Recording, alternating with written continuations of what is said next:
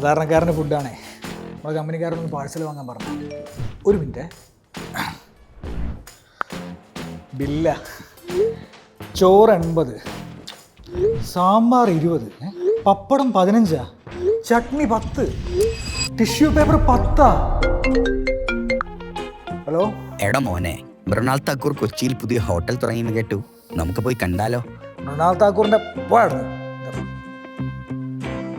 എനിക്കെന്തായാലും വയറ് നിറഞ്ഞു. നിങ്ങളുടെ വയറൊന്നും നിറയ്ക്കാൻ പറ്റുമോ അറിയില്ല, പക്ഷെ നിങ്ങളുടെ മനസ്സ് നിറയ്ക്കുന്ന കുറച്ച് കിടിലൻ സിനിമകൾ ഞാൻ പറഞ്ഞുതരാം. 2014 റിലീസായിട്ടുള്ള ഒരു സിനിമയുണ്ട്, ഷെഫ്. ഈ സിനിമയ്ക്കകത്ത് നമ്മുടെ പ്രധാന കഥാപാത്രം വലിയൊരു റെസ്റ്റോറൻറ്റിൽ വർക്ക് ചെയ്യുകയാണ്. അവിടുത്തെ അത്യാവശ്യം നല്ല പൊസിഷനിലാണ് നിൽക്കുന്നത്.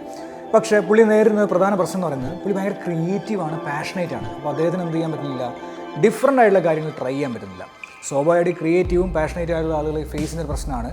അയാളുടെ മുകളിലിരിക്കുന്ന ആളെന്ത് പറയും, നീ വലിയ അതൊന്നും ഫോളോ ചെയ്യേണ്ട കാര്യമൊന്നുമില്ല, നീ നമുക്ക് ആവശ്യമുള്ള സാധനങ്ങൾ ചെയ്യുക, മാക്സിമം ഔട്ട്പുട്ട് എന്നാണല്ലോ. അപ്പോൾ എന്ത് ചെയ്യും, ഇയാൾക്ക് ഡിഫറൻ്റ് ആയ സാധനങ്ങൾ ടൈം എടുത്ത് എൻജോയ് ചെയ്ത് ചെയ്യാൻ പറ്റില്ല. അപ്പോൾ കുറച്ച് കഴിയുമ്പോൾ ഇവർക്കും സംഭവിക്കും എല്ലാ ദിവസവും ഒരേപോലെ തന്നെ. അപ്പോൾ എന്ത് ചെയ്യും, അവർ മടുക്കും. അങ്ങനെ മടുപ്പ് വന്ന് ഒരു ഘട്ടത്തുന്ന സമയത്ത് ഇയാൾ അങ്ങോട്ട് ബ്രേക്ക് ആവുകയാണ്. പതിയെ റെസിഗ്നേഷൻ കൊടുത്തിട്ട് പുള്ളി സ്വന്തമായിട്ട് ചെറിയൊരു പരിപാടി തുടങ്ങുക. ഒരു ഫുഡ് ട്രക്ക് എടുക്കുന്നു.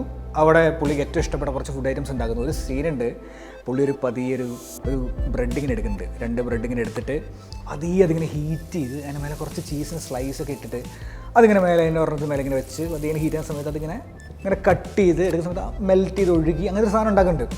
അതായത് അവിടുത്തെ മെയിൻ ഡിഷായിട്ടുള്ള ചീസ് ഗ്രിൽഡ് സാൻഡ്വിച്ചാണ്. അത് പുള്ളി കൊണ്ടുപോയി സെർവ് ചെയ്യുന്നൊരു സീക്വൻസ് ഉണ്ട്. ശരിക്കും നമുക്കത് ഫീൽ ചെയ്യും, ഭയങ്കര നാച്ചുറലായിട്ട് എടുത്തിരിക്കുന്നത്. ആ സീൻ ആക്ച്വലി പുള്ളി റിയൽ ആയിട്ടുള്ളൊരു ഷെഫിൻ്റെ അടുത്ത് നിന്നും ട്രെയിൻഡ് ആയിട്ട് വന്നിട്ടാണ് ആ സീൻ പെർഫോം ചെയ്തിരിക്കുന്നത്. അപ്പോൾ അതിൻ്റെ ഒരു പ്രത്യേകത നമുക്ക് ശരിക്കും ഫീൽ ചെയ്യാൻ പറ്റും. അങ്ങനെ പതിയെ എൻ്റെ കരിയർ ബിൽഡ് ചെയ്ത് കൊണ്ടുപോകുന്ന സിനിമയാണ് ഇത്. ആക്ച്വലി ഫുഡ് മാത്രമല്ല, ഒരാളുടെ പാഷൻ, അയാളുടെ ക്രിയേറ്റിവിറ്റി, ഭക്ഷണത്തിൻ്റെ ഒരു ബ്യൂട്ടി, ഇതൊക്കെ എടുത്തു കാണിക്കുന്ന ഒരു ഗംഭീര സിനിമയാണ്. കണ്ടിട്ടില്ലെങ്കിൽ കണ്ടു നോക്കുക, പൊളിയാണ്. അടുത്ത 2022 റിലീസായിട്ടുള്ള ദി മെനു. ഇതിൽ ഒരു വലിയൊരു ഷെഫ്, പുള്ളിക്കൊരു ഐലൻഡ് ഉണ്ട്. ആ ഐലൻഡിലേക്ക് കുറച്ച് പണക്കാരായിട്ടുള്ള ഗസ്റ്റുകളെ ഇൻവൈറ്റ് ചെയ്യണം. അതിൽ ക്ഷണിക്കപ്പെടാത്ത ഒരു അതിഥിയും കൂടി ഉണ്ട്, അതാണ് നമ്മുടെ നായിക. അവിടെ ചെന്നിട്ട് പുള്ളി ഇങ്ങനെ ആദ്യം അവർക്ക് ഭക്ഷണം വിളമ്പും, ഒരു സ്റ്റെപ്പ് വിളമ്പുന്നു, അടുത്ത റൗണ്ട് നമ്മുടെ പന്തിയിലേക്ക് ഇരിക്കുന്ന ഇങ്ങനെ വിളമ്പിക്കൊണ്ടിരിക്കും. ഓരോ സ്റ്റെപ്പ് കഴിയും തോറും ചെറിയൊരു ടെൻഷൻ ഇങ്ങനെ ബിൽഡായി വരുന്നുണ്ട്. എന്താണ് കഥ നടക്കുന്നത് എന്നുള്ളത് ഈ വന്നിരിക്കുന്ന അതിഥികൾക്ക് മനസ്സിലാവുന്നില്ല. പക്ഷേ ഈ പെൺകുട്ടിക്ക് ചെറുതായിട്ടൊരു ഐഡിയ കിട്ടുന്നുണ്ട്. അങ്ങനെ പതിയെ ഇവരിങ്ങനെ കഴിച്ചുകൊണ്ടിരിക്കുന്ന സമയത്ത് ഈ ഫുഡ് എന്നുള്ള കൺസെപ്റ്റ് മാറി ഇതൊരു ഹൊറർ മൂഡിലേക്ക് ഷിഫ്റ്റ് ആവുകയാണ്. പതിയെ ഇവർ തിരിച്ചറിയാണ് മെനു എന്നുള്ള പേര് പോലെ തന്നെ ശരിക്കും ഇവരും ഒരു ഫുഡിൻ്റെ ഇൻഗ്രീഡിയൻസ് ആണെന്ന് മനസ്സിലാവുകയാണ്. അത് നിങ്ങൾ ഈ ലിറ്ററൽ മീനിങ്ങിൽ എടുക്കരുത്, കണ്ടു നോക്കുക. ഡിഫറെൻ്റ് ആയിട്ടുള്ളൊരു എക്സ്പീരിയൻസ് ആണ്. ഞാൻ ഭയങ്കരമായിട്ട് എൻജോയ് ചെയ്ത സിനിമയാണ്. നിങ്ങൾ എത്രയൊക്കെ പ്രഡിക്റ്റ് ചെയ്യാൻ നോക്കിക്കഴിഞ്ഞാലും ഇതിൻ്റെ ക്ലൈമാക്സ് എങ്ങനെയാണ് നിങ്ങൾക്ക് പ്രഡിക്റ്റ് ചെയ്യാൻ പറ്റില്ല. സോ കണ്ടു നോക്കുക, അടിപൊളി സിനിമയാണ്. നിങ്ങൾക്ക് ഈ ആനിമേഷൻ സിനിമകൾ ഇഷ്ടമാണോ? അങ്ങനെയാണെങ്കിൽ 2007 റിലീസായിട്ടുള്ള സിനിമയുണ്ട് റാറ്റാറ്റുവിൽ. മിക്കവരും കണ്ടിട്ടുണ്ടാവും.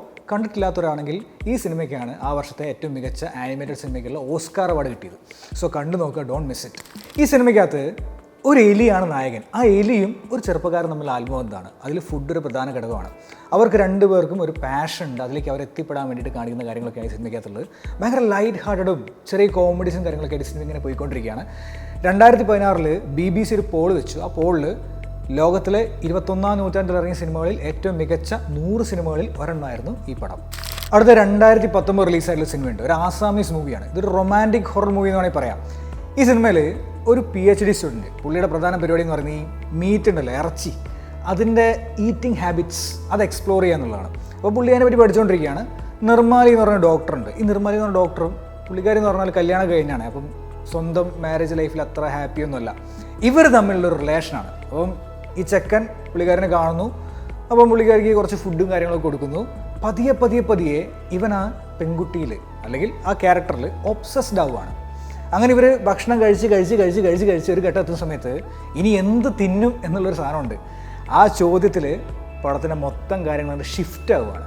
ആ പോയിന്റ് എത്തുമ്പോൾ ശരിക്കും നിങ്ങളൊന്ന് എക്സൈറ്റഡ് ആവും, ഇനി എന്ത് സംഭവിക്കുന്നുള്ളൂ. സോ കണ്ടു നോക്കുക, ഒരു ഡിഫറെൻ്റ് ആയിട്ടുള്ള എക്സ്പീരിയൻസ്. ഞാൻ വേറൊന്നും പറയുന്നില്ല, സ്പോയിലർ ആക്കുന്നില്ല. സോ മസ്റ്റ് വാച്ചാണ്. ഇനി നിങ്ങൾക്ക് സീരീസുകൾ ഇഷ്ടമാണ്. അങ്ങനെയാണെങ്കിൽ 2022 റിലീസായിട്ടുള്ള സീരീസ് ഉണ്ട്, ദ ബെയർ. ഇതിൽ ഭയങ്കര ഹൈ ലെവലിൽ നിൽക്കുന്ന റെസ്റ്റോറൻറ്റിൽ ഹൈ ലെവലിൽ നിൽക്കുന്ന ഒരു ഷെഫ് വർക്ക് ചെയ്തുകൊണ്ടിരിക്കുകയാണ്. ഒരു പ്രത്യേക ഘട്ടത്തിൽ പുള്ളി ആ റെസ്റ്റോറൻറ്റ് ലീവ് ചെയ്തിട്ട് പുള്ളിയുടെ ചെറിയൊരു റെസ്റ്റോറൻറ്റിലേക്ക് വരികയാണ്. അവിടെ അനിയനായിരുന്നു വർക്ക് ചെയ്തുകൊണ്ടിരുന്നത്. അനിയൻ മരണപ്പെടുന്നു. അപ്പോൾ ആ റെസ്റ്റോറൻറ്റ് വിട്ടു കൊടുക്കണം വിചാരിച്ചിട്ട് അങ്ങോട്ടേക്ക് വരികയാണ്. ഇത് ശരിക്കും പറഞ്ഞാൽ കോമഡി എന്നൊക്കെയാണ് ജോണറിൽ എഴുതി വെച്ചിരിക്കുന്നത്, പക്ഷേ ഇത് കോമഡി ഒന്നുമല്ല.